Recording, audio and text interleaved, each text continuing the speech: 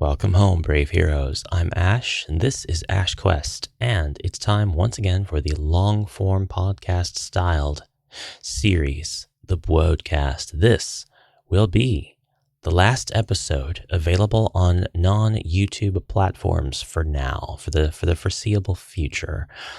Having RSS.com take my podcast and forward it to many other providers on my behalf has been fun. It's been enlightening. It's been a little bit educational. It's been rewarding in that people who have wanted to hear the Bwoadcast but don't want to deal with YouTube, which is totally understandable, have been able to do that. And it's kind of sort of enlightening to see who all listens. But to be honest, not an enormous return. It's a cost. It's not free, unfortunately, for me.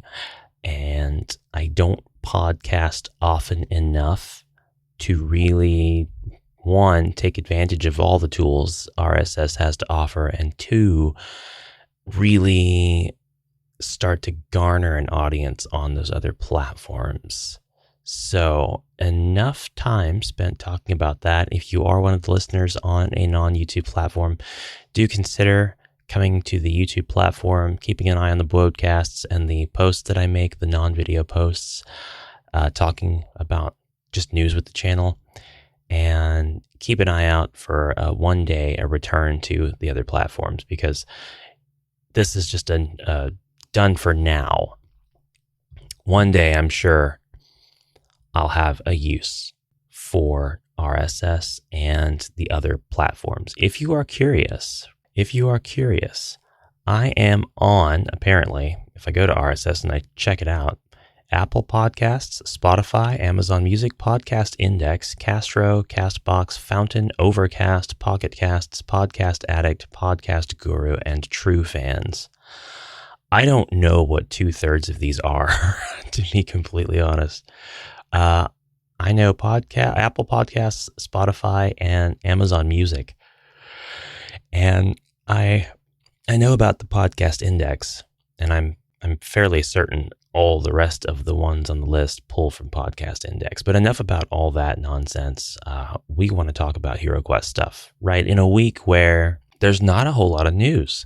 There's not really a whole lot, so I guess I really just want to encapsulate the experience that I have and the perspective that I have with the latest release, with the upcoming releases, with what I would love to see at this point, and how I hope homebrewers approach their methods, how I hope they adjust their approaches to creating homebrew. And I've kind of said a lot of this in the last episode, but this is just a kind of send off to the first, what I'll call, season of Bwoadcast. We'll call this the season finale. And so, that makes a lot more sense. It's a season finale. I'm going to take a big break from the Bwoadcast. And the universe has this strange way of listening. So whenever I'm like, hey guys, it's me, I'm going to stop doing this thing, it always puts stuff near me and around me and into my brain, so that I end up doing the thing that I was not going to do again, at least for a while, pretty immediately. So, that may happen. Season 2 may start up exactly where Season 1 ends, but we won't end on a cliffhanger. We'll make this a nice, rounded off series. The Bwoadcast has been my soapbox, and I use this soapbox to just talk exclusively about Dungeon Crawler adjacent, HeroQuest adjacent, HeroQuest directly. Mostly it is just HeroQuest directly. There's really not a whole lot of stuff that's non-HeroQuest. It's always talking about design convention and choices and history, and that's about it. And I do take the opportunity to use it where I don't talk about this stuff, or it would be out of scope to talk about this stuff in my other videos. So sometimes, I might have a video where I have a chance to talk about, Against the Ogre Horde is out. Here's the new version. Here's what the old version looks like. Here's some trivia about that. Or like I just, not just, but quite a while back now, time flies, on Amalgamash, I did a everything we want to see for 2024 HeroQuest vid. Very happy that about half of that list has been completely fulfilled. And half is really not bad at all. That was an editorial. That was where I could really get on a soapbox and talk about all the stuff I wanted to see. But this really just fringes into the nonsense, the rambling, the technicalities, and so on. And so, yeah, it's a really nice little place for me to be. And I hope the Broadcast is a nice place for you as well. Would love to have had more guests, and actively recruiting and getting guests onto the Broadcast is something I'll try harder for in my next season, whatever that is and whenever that is. I will try to get people in the Discord more involved. Time windows continue to be a bit of a constraint for me because of my work schedule and because of my recording schedule. And that's honestly just on me, and it's something I'll have to deal with. And if people can't make it, that's a loss I've got to eat. It would be really cool to get some of the creators on here and give them a space to talk and speak to the people who have supported them, who have criticized things that they've done here and there, people that they've just encountered on their journey. Video creator, homebrew creator, even if you just made like a deck of cards and you're selling it on Etsy. I'd love to know your thoughts. I'd like to know your thought process behind your design. I'd like to know what inspires you to make this stuff. I'd like to know, do you use stuff like this in your daily life, in your not maybe daily life, but in your gameplays of HeroQuest on the regular? Are you practicing what you preach? I am not. I am not practicing what I'm preaching, but I haven't really gotten to the point where I'm doing a lot of that preaching just yet. I'm still commissioning art for my homebrew. Yes, I've got homebrew out the yin yang on the horizon, and some of it is, you can see peaks of it here and there. I've been talking forever about, not really forever. I started talking about it forever ago, and I've not talked about it in a long time. The Speak deck and the Feats deck. And I don't mean feats as in your feetsies that have toesies at the end of your leggies. I mean your heroic feat, F-E-A-T, where you are able to determine whether your hero has the appropriate strength or dexterity or wisdom to pull off a particular action. This has been something that's been difficult to get into the game in a natural way, in a way that seems to make sense, at least to me. I'm sure there are a lot of approaches to it, but I have been very slowly working with a fantastic artist. I have been commissioning pieces, slowly but surely, completely human crafted, painstakingly, zero AI anywhere. And once I commission the last of the pieces and I can actually get my cards together and printed, I'll probably use a local print shop, and I'll try to get these set up to where I can handle the fulfillment and I can support a local business while at the same time give recognition to the artist and just eliminate the middleman. I can go ahead and ship you the product at a price that is lower than what a place like a platform like the Game Crafter would charge. That's the plan anyway. I don't know how great it will be, but honestly, it'll be a great way to start breaking in and seeing where the challenges lie for when I want to sell things of a more ambitious nature. This is pretty ambitious for me, but it is quite pared back. The scale is actually quite a bit small. It's about 15 cards, and I think instead of a 15 card deck, 15 unique outcomes, I'll go ahead and make it like a 30 card deck with double the amount of possibilities. But we'll see how it goes. I don't know what kind of offerings the print shop will have or what cost will be, things like that. It'll be really interesting.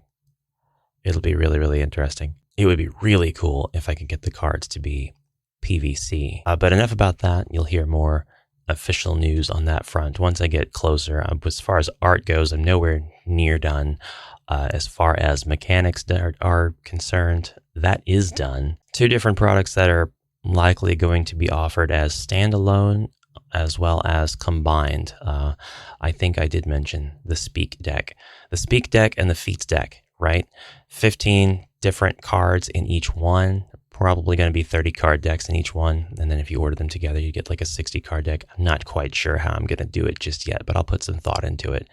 Try to follow an established convention, and then you'll be able to use these decks to greatly enhance, well, I don't know about greatly, to somewhat enhance your HeroQuest experience. They are very much inspired by mechanics from Dragon Strike, unabashedly. All right, so as far as the current state of things, as of the time of this podcast, there's no news on anything HeroQuest related. We do have First Light coming. There's some speculation that the pushback that the publisher received for revealing the obviously heavily AI-assisted cover to First Light was the cause for the speculated delay in the production of First Light. There's actually been no word whatsoever. There's no proof that there's a delay. There's nothing from any official source that says, yeah, we had to push this back. The original date was going to be sooner. Now it's going to be later. However, a lot of us are thinking it should have been out by now. And we're thinking, what with the reveals and the major events and kind of the lack of HeroQuest new stuff at those events, I mean, the alternatives are absolutely possible, but it seems to be a strong possibility, strongly likely, that we should have been able to get First Light by now, or at least a release date.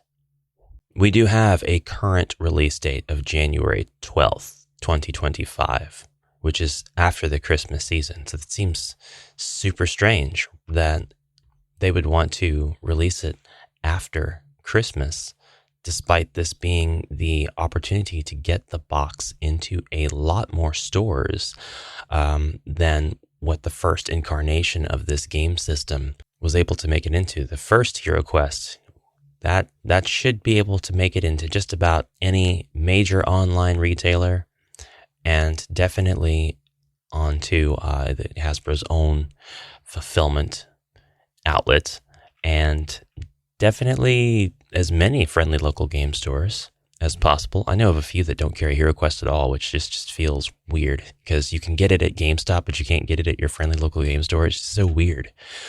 It's a game with cardboard and plastic. You set the pieces out. There's a fantasy land. There's lore, story that gets read to the players. It's roll to move. There are special dice. Why is it not at my friendly local game store? I don't know. They just explicitly do not carry HeroQuest. That's what they'll tell you if you call them. But First Light seeks to change the availability. Well, we have a Target exclusivity, and I recently, see if I can find it and I can read it verbatim, in response to a question that Jay Blackstone asked. Do you think that due to the First Light artwork fix that they may have pushed other HeroQuest projects back? Reason I ask is because to me it seems they are really quiet on future expansions. And I think we can agree. I think the consensus is that there's usually not a whole lot of news. There's not a whole lot of build-up or hype from Avalon Hill, from Hasbro, on future expansions. There's maybe a leak, and then they're quiet about whatever leak. They don't acknowledge it. They're like super quiet.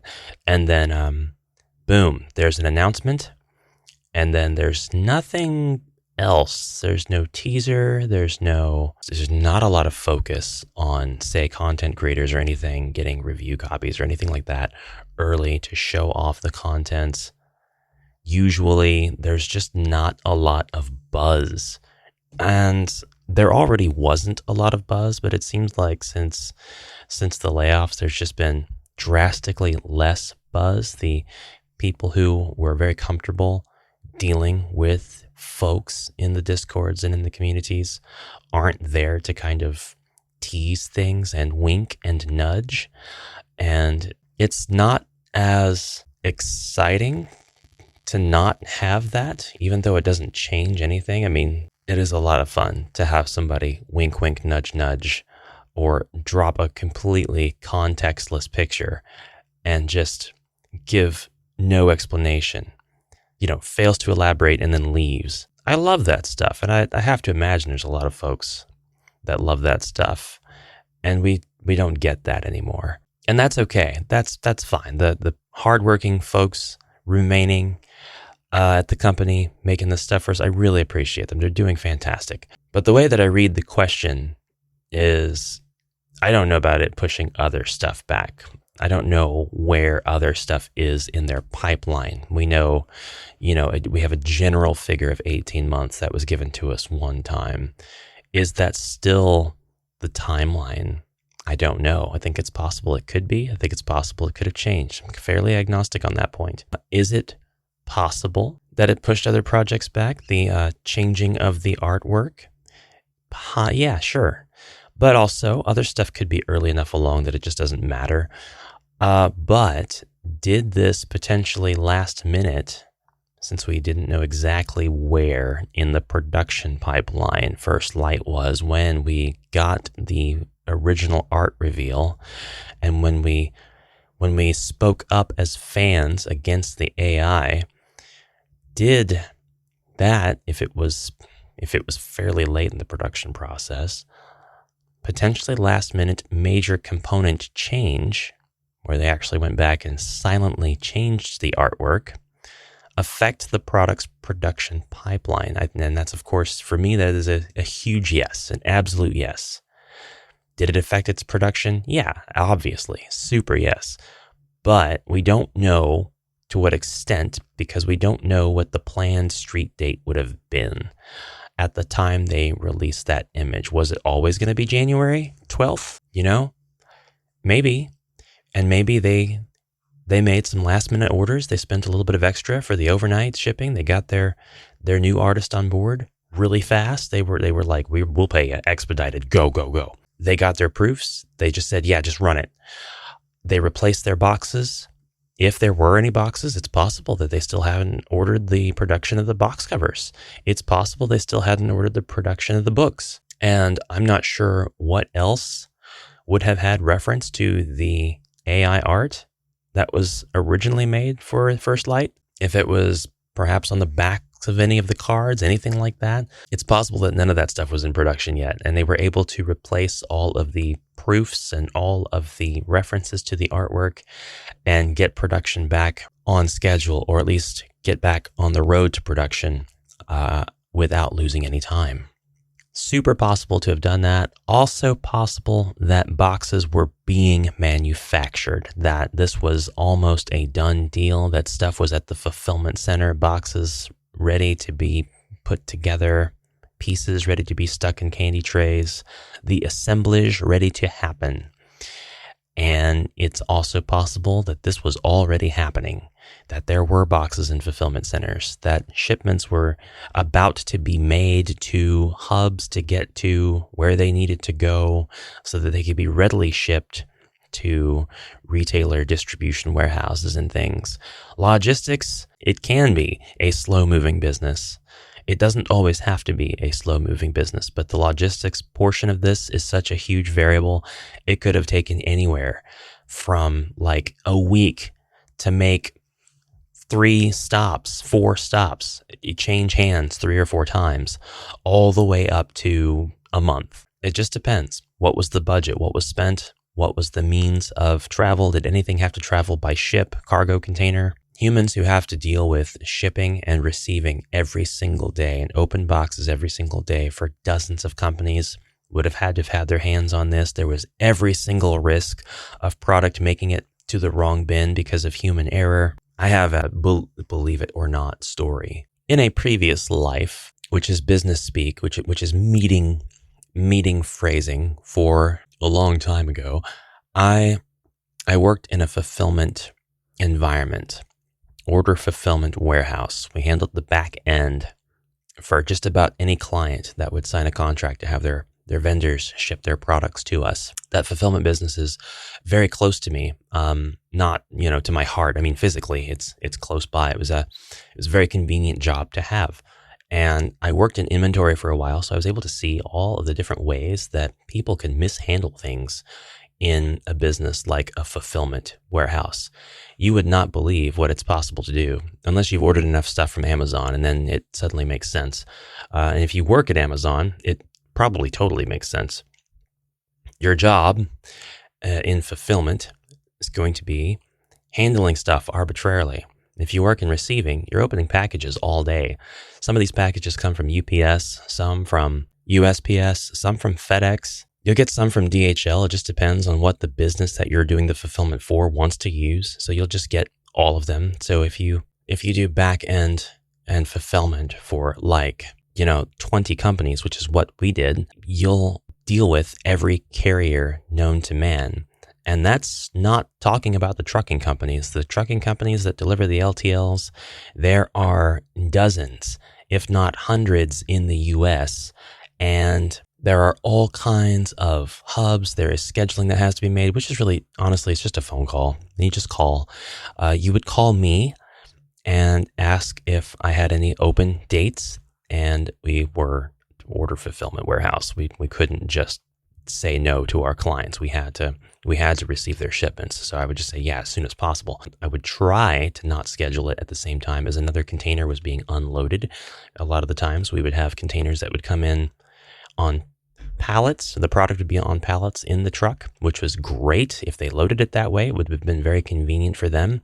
But most of the time, if you're dealing with a shipment from like China, you're not going to get stuff on pallets because they want to maximize the amount of space that's in that 20-foot or 40-foot or 55-foot container as it gets onto the ship, and they will pack it floor to ceiling with boxes of all shapes and sizes. It will literally be like they're playing 3D Tetris. And these are the shipments that came from China and India. They had to go overseas, so it would make sense to load them that way. Unfortunately, they have to be unloaded that way. So we would get into the backs of these trucks, and it doesn't matter if it was in the middle of summer. The truck would back in, the driver would open the doors, back into the dock, chock the wheels, and we'd throw the dock plate over and walk in, or I would say walk in, except when you open the doors, the boxes are right there in your face. And now you've got to unload these boxes. And these boxes, this might be a shipment of 10 different vendors on one truck that's coming from a different country. It could just be one vendor. And it could be that company's only overseas vendor. They could have several, they could have one. The companies are just all shapes and sizes. They have all shapes and sizes of logistics. So these things would get unloaded onto pallets. Now, I say all of that to kind of set the scene for you. But sometimes you'll get, a shipment in from a company, and they're smart, right? They made a delivery. They videotaped their worker putting stuff in the boxes. They videotaped their workers putting the pallets on the truck or putting the boxes on the pallet and then wrapping it. And every box will have a sticker on it. This is pretty common for FedEx deliveries. Next time you get a FedEx delivery that's more than one box, check out the stickers. You'll probably see that it's got a 1 of 2 and a 2 of 2, or a 1 of 5, 2 of 5, 3 of 5, all the way up to 5 of 5 if it's a 5-box shipment. And we'll get shipments from a particular company that would send 30 boxes of all shapes and sizes. I don't know why this stuff couldn't just go into one box, except I do kind of know why. Because all of these products were coming from different vendors, and as it was going through the hub, they just threw it together rather than repackage or anything like that, leaving us to do the work that they were paying us to do. Makes sense, right? So we'd get our boxes, and we would carefully confirm against the packing list that everything was in there. I worked in receiving after I worked in inventory. And if anything was missing, since we were using scanners to scan the barcodes of everything to receive it into our system, the client would know. They'd be watching the receipt of products because they'd have access to our system. They'd have view access. And the liaison, the rep for that company would email me or call me sometimes. Rarely. I did not like that. Just send an email. I mean, better yet, call the rep so that the rep can communicate with the warehouse. Don't call the warehouse directly. That's so awkward. And then she would ask, you guys received 31 of 32 packages. Where's the 32nd package? Inside it was a widget. And I'm thinking, the amount of money that you're going to sell the widget for and the profit going to the bottom line from just the one widget is going to be far outweighed by the amount of time we're going to spend in labor just looking for it. But, it wasn't really the client's problem because they had pretty set billing. So all of the other extra time was kind of being eaten by the company for which I worked. So whatever. So we go out and look for that widget and go over the entire shipment again, sometimes a third time. And that would result in emails like, it wasn't there. And then the reply to the email, which was, I don't think so. They're very meticulous. They recorded all of their stuff being packaged. And, just sometimes we'd find the thing. It would be like, this was actually in this other box. Oh, I'll have to get with them on that. Yeah, you will. Thank you. Or sometimes it would be, it was in this other box. We missed it because this box was packaged inside of a box. Or it would be, we found it. It's our bad. Or it would be legitimately, okay, the 30-second box didn't make it. They still have it. They just came back on another delivery and gave it to us, and so on. There's all manner of things that can happen to these stupid packages. And then we've got X amount of time to get all this stuff in our system and staged for the next part of the process for this product's lifetime in our warehouse, which was so that the crew responsible for getting it to its pick bins, where the pickers would go through and get product out of bins as if they were shopping for the people that were ordering the products online or over the phone, would be able to do so.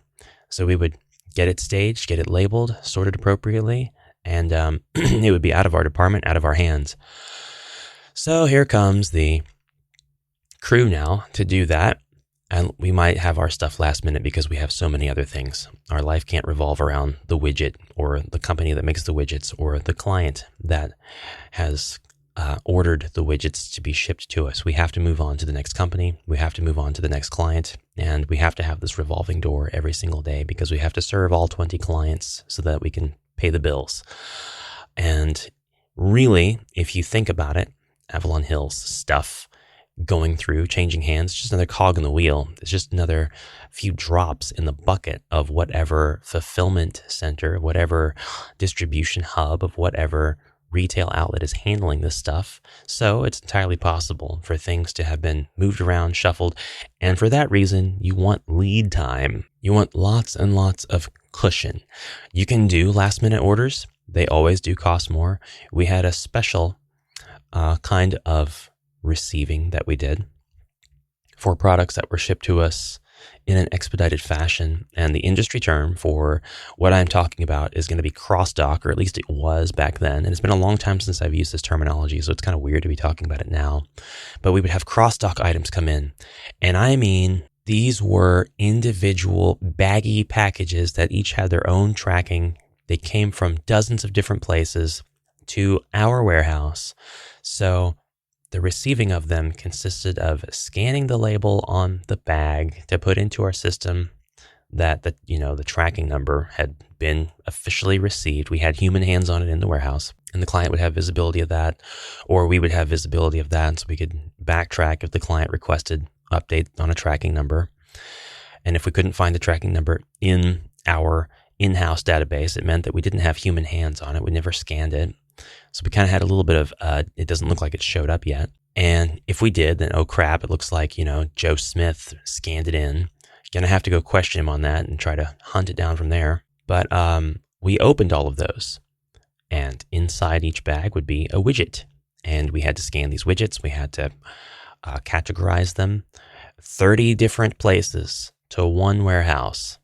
30 plus products being opened and taken out of the packages, staged for the crew to come in, grab, and bring to the bins, all in the hopes that we would make the deadline, which was like, 12, 1, 2, I don't remember what it was, so that when orders were printed, because orders would be printed throughout the day at set times, and sometimes special orders would be printed at the request of the client, all of the orders that had gone into the system up to that point since the last print would be printed out and given to the pickers, and the pickers would now have to spend time going from bin to bin, where the people who put the products away had just gotten done taking the product that we received, putting it into the bin, and pick it back out, add it to their order, their little cubby. Usually they had like carts with like 20 different spaces, and each space was its own little order. And they would drag the carts through, and they would get rid of all of their other orders as well. I mean, they would pick their orders. They would get rid of the void, the not having the product in the order fulfilled yet,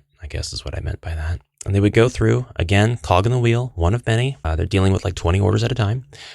And if the person responsible for putting away the product put it in the wrong bin, then your picker's not going to find it.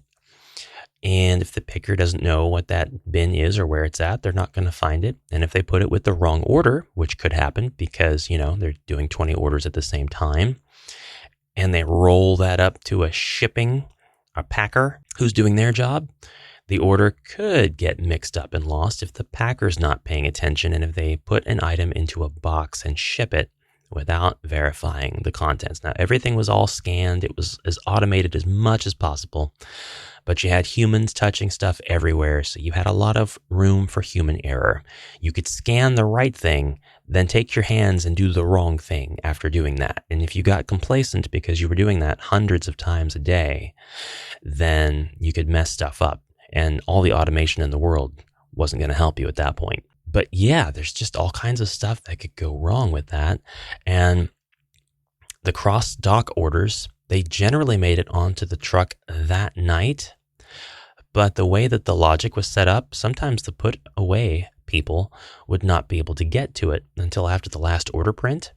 And I always questioned, if that's happening, then they're not getting their order shipped within the 12-hour window because they're not going to be back in to put the stuff away until the next shift tomorrow. And the answer that I always got in return was whoever I'd be talking to, they'd put their finger up to their lips and they'd go, shh, we know. So weird. All of that was done because of contractual obligations that were set forth and signed on whenever the client was signing up to have us fulfill their services. So, all stuff that would be pretty distinct to that client. Not all contracts are created equal. Not all clients have their logistics set up the same way. Not all companies operate the same, and that's fine. Like I said, they're all different sizes. They're all different speeds.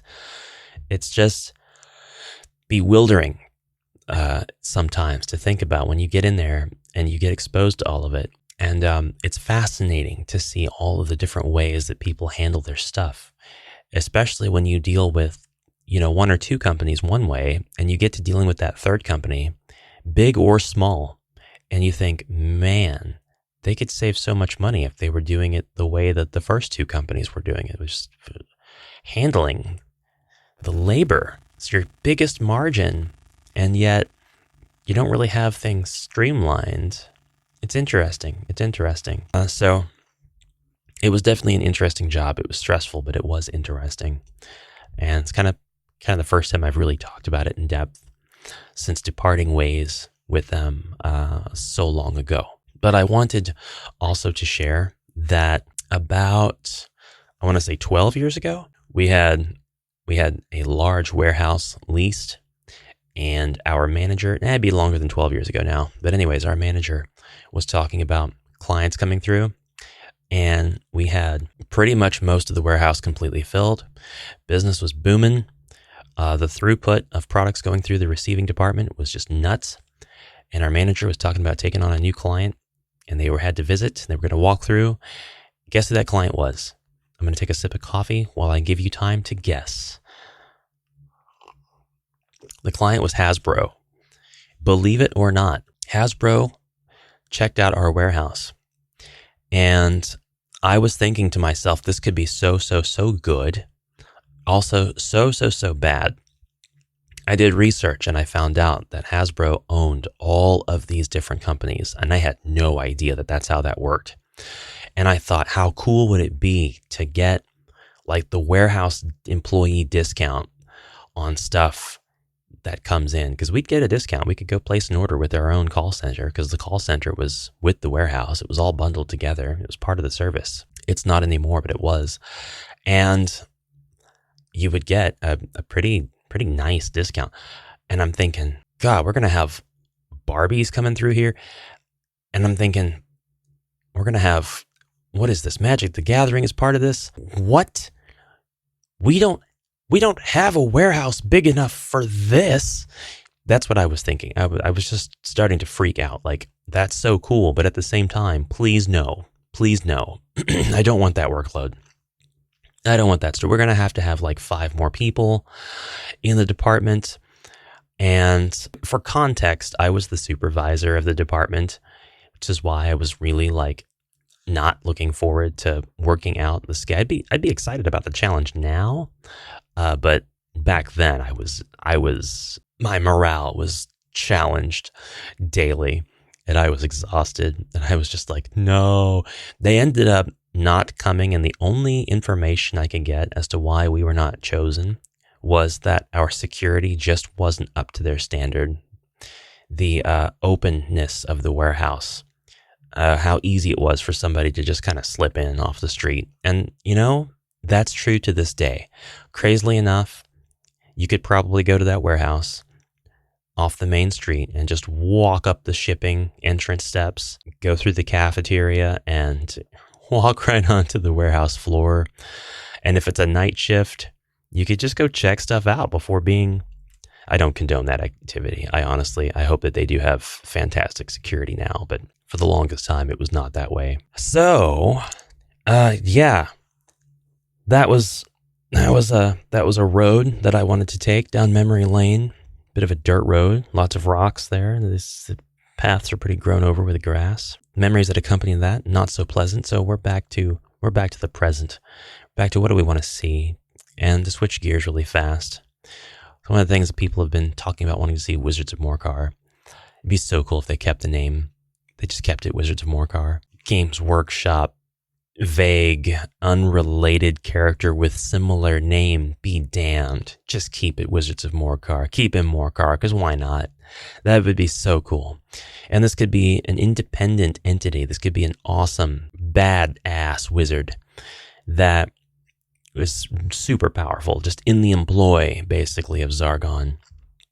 It could also be a completely independent wizard, much how the jungles of Delthrak pose their own problems to anybody who wants to go touring through that heavily vegetated forest. It would be really neat if Morcar was established as an independent entity that was like already kind of trying to pursue their own evil goals, and the forces of Zargon are kind of also there. Like, Morcar is already a respectable, if dangerous, enemy or entity.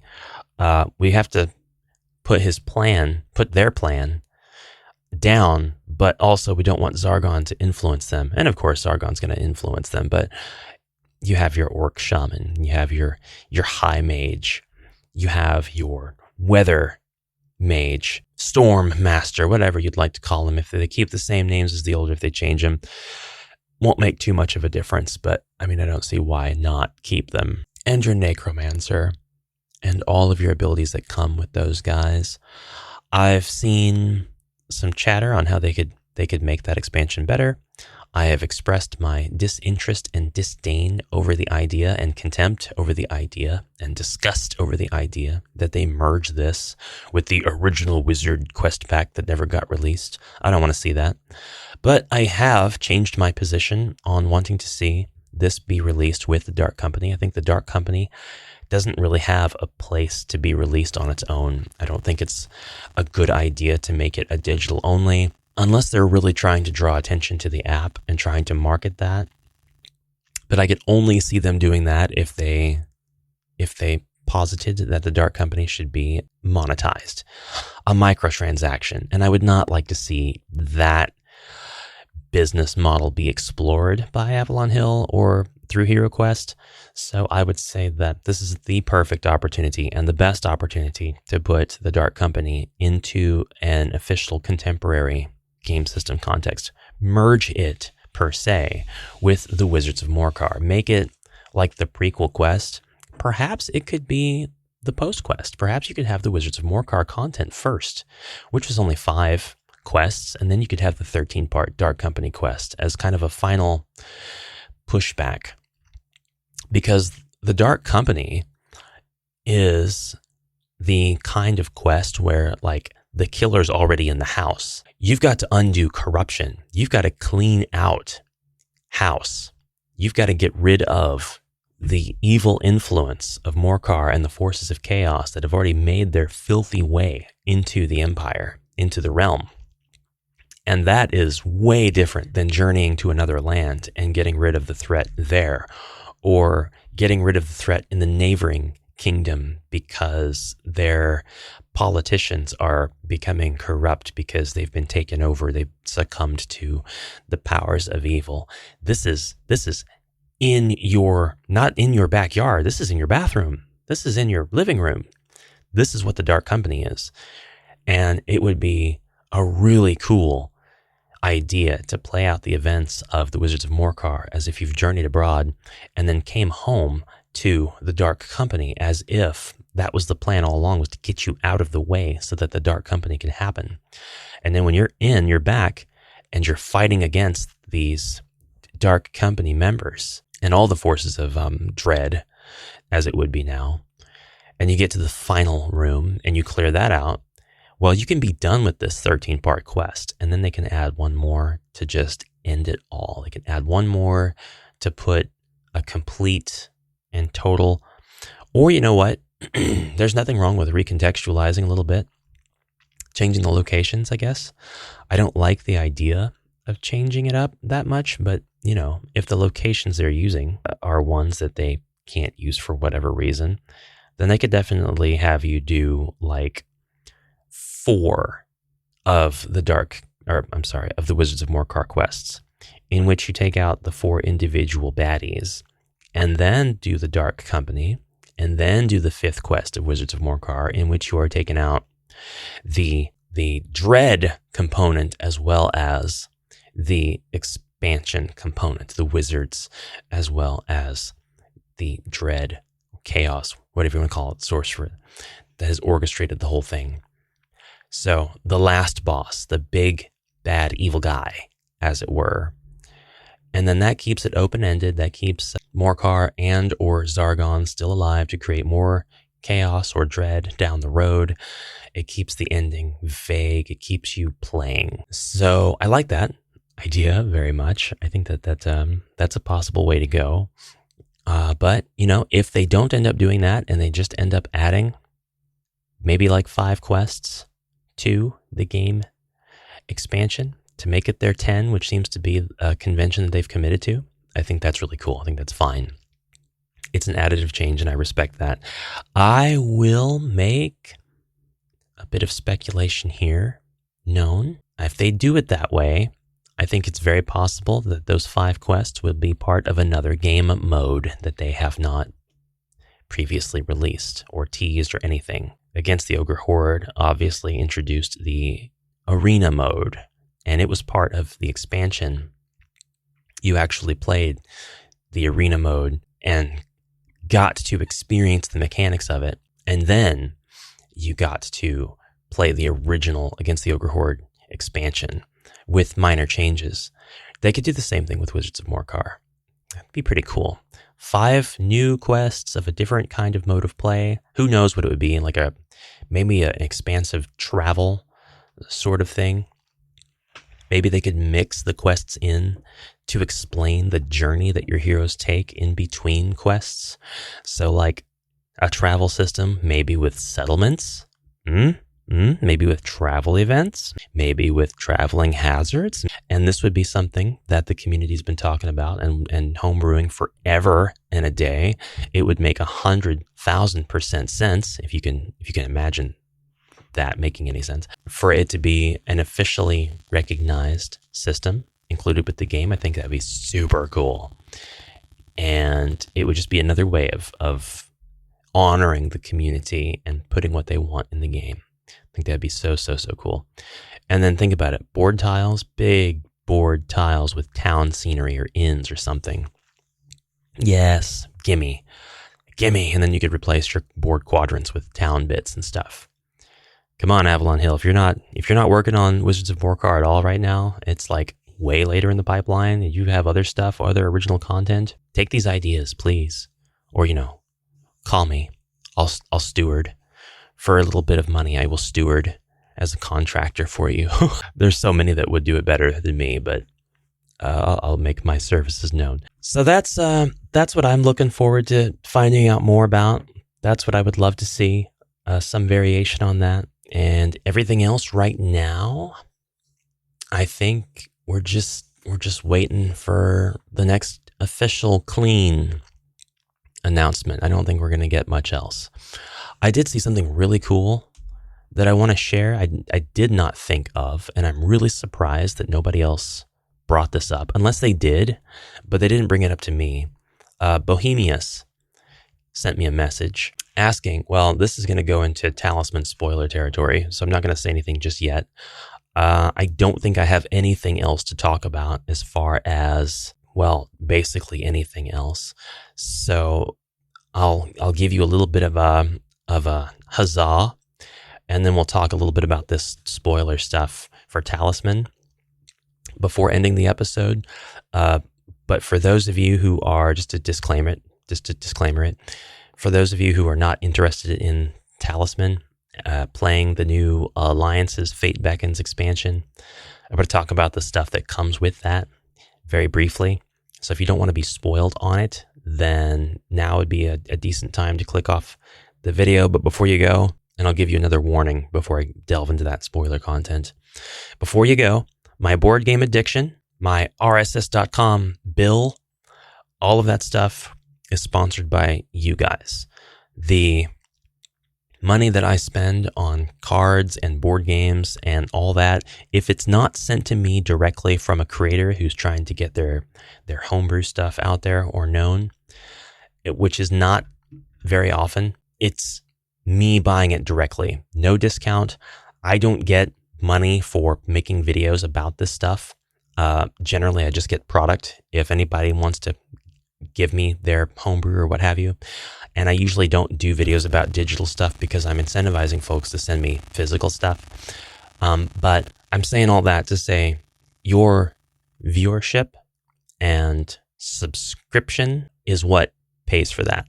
And so thank you very much. And those of you who join the memberships side of things and do super chats and stuff like that, thank you so much. It directly supports the channel. That $5 super chat is $5 that went into me buying a copy of World of Warcraft, the adventure game, or Dwarf Romantic, or Arkham Horror, or whatever I've got back there on my shelf. Or it's contributed to me being able to buy lumber so that I can build more board game shelving. And it's contributed to me being able to buy microphones like the Beacon microphone that I'm using right now, a dynamic USB with incredible range, or lighting for the studio so that I can look a little bit better for those of you that care in my videos, and so on. It all contributes to the channel. I don't use it to pay myself, get gas, food, anything like that. I have a job for all that stuff. And if you want to support the channel more, please consider checking out the Patreon. It supports the channel directly. Patreon does take their cut. YouTube takes their cut. Whatever the case may be, that's fine. You got to have a middleman, I guess. But you can absolutely check out the Patreon, see if any of the tiers sound appealing to you, and feel free to subscribe through Patreon because, I mean, I got tiers there that are like $1.50 a month. Most people that subscribe just stay on it. I think that they forget that they're paying $1.50 a month. But $1.50 contributes to the overall. Like, I have to pay taxes on my income. The $1.50 helps with the taxes, you know? It all helps. And for the $5 tier, my own homebrew quests that I am writing for my Grim Dark campaign, which is 100% compatible with HeroQuest, are being released month by month and published. And I've got polls up asking people where they want to go next for that. So you'll see an incarnation of that physically in the future. But anyways, thank you very much for watching and for supporting. I really appreciate you guys. Wanted to make that very clear in my last, for now, broadcast, the broadcast of the season. So getting into the Talisman spoiler stuff, this is your last chance to click off. Those of you who are clicking off, see you next time. Have a great rest of your day and bye for now. Those of you who are staying, Bohemius sent me a message asking if Talisman was connecting with HeroQuest in a subtle way because There are 4 characters who come from a magazine called, I don't know how to say it exactly, Dragão. It's a Brazilian magazine. The reason that these characters are in a Brazilian magazine is because they are supporting the Brazilian release of HeroQuest. Way back in the 90s, the Brazilian release of HeroQuest is the release that had the cardboard standees. It is one version of the game that I do not have. I would like to have it, but this version of the game used standees instead of miniatures. It was a much lower cost to create and distribute. And that magazine was giving you homebrewed characters for that game. Now, First Light has standees, right? First Light, it's coming out, it's using standees. It has 3D models for its miniatures. And 4 of the characters, the 4 characters that are from this Brazilian magazine, Dragão, are the fairy, the centaur, the Amazon, and the Minotaur. That's 4 characters from this magazine. These are 4 characters that we have never seen in HeroQuest other than as printed onto hero cards. They all have their own stats. I'll talk about them right now. The Amazon has 2 attack dice, 3 defense dice, 6 body, and 4 mind. They start with a dagger. There's nothing else special about them. I can't read the backs of the cards, though. I was only sent the front. So I'm going to do a little bit more research, but I'm just giving you the information I have. The Centaur has 2 attack and defend dice, 7 body and 3 mind, starts with a short sword, and has 3 red dice for movement, which is a first for me. This is the first time I've ever seen a character with 3 red dice for movement, believe it or not. Minotaur has 3 attack dice, 2 defend dice, 9 body, and 1 mind, and starts with a long sword. Absolute tank, but dumber than the barbarian. All right, and the fairy. The fairy just has a dagger and 2 red dice, 1 attack dice, 2 defend dice, body 4, mind 6. It is unknown to me right now if the fairy has magical powers or not, but I wanted to point out that the Amazon draws parallels to the Valkyrie from Talisman's Alliance's Fate Beckons expansion, which is hidden in a blind box. The Centaur draws parallels to the Centaur. The fairy could draw parallels to the magical character. And the Minotaur, well, that draws parallels to the Minotaur from that expansion, to the Talisman Alliance's Fate Beckons. These are parallels that you can draw because it's awfully coincidental that we have a female warrior, a centaur, a Minotaur, and then this magical fairy hero. And these are so similar, if not identical in 2 of the cases, to the characters from the Fate Beckons expansion, coming out sooner than, but around the same time as the First Light HeroQuest game system, which has standees. So it really does seem like Bohemia's suggestion here that these 4 are the Brazilian characters from the Dragão magazine from the 90s. An amazing connection. I love that. I really love that. That's so cool. But as promised, that's the last thing that I'll talk about. Everything else was before the spoiler alert. So guys, thank you again so much for supporting the channel. It's had an amazing first year. I would love to reach the heights of Always Bored, Never Boring, the Dungeon Dive. These are my aspirations. And I don't want to take anything away from them. They are doing awesome. And I hope they continue to do awesome and grow and continue to stay ahead so I continue to have a North Star. And that's it for now. I will see you in the next episode. I hope you have a fantastic rest of your day. And bye for now.